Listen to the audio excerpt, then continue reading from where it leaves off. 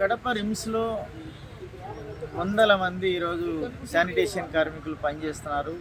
RIMS ప్రారంభం నుంచి ఈ రోజు కూడా వర్కర్లు పనిచేస్తూ ఉన్నారు.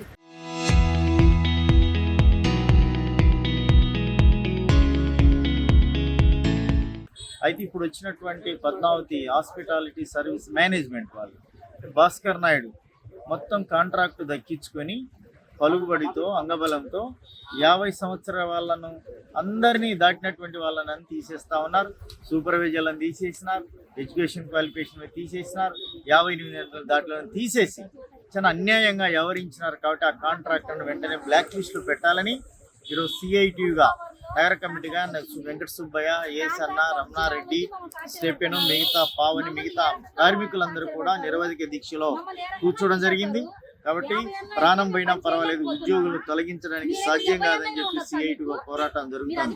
ముఖ్యంగా రేపు ఇంటర్నేషనల్ ఉమెన్స్ డే, కానీ ఉమెన్స్ డే మహిళలకు అందరికీ చేస్తామని చెప్పినారు. అదే మహిళా దినోత్సవం రోజు ఈ రోజు రోడ్ల మీదకి వేసినటువంటి చరిత్ర ఈ ప్రభుత్వం మీద ఉంది.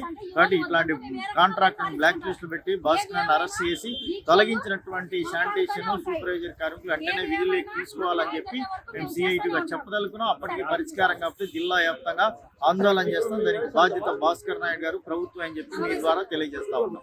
Thank you. చరిత్ర సృష్టించినోడు ఇప్పుడు ఆ చరిత్రని తిరగరాయబోతున్నాడు. అబద్ధాల గోడల్ని బద్దలు కొట్టి నిజాలను రాగా మీ ముందుంచబోతున్నాడు. నిజమైన వార్తల కోసం వెంటనే డౌన్లోడ్ చేసుకోండి రా యాప్ని.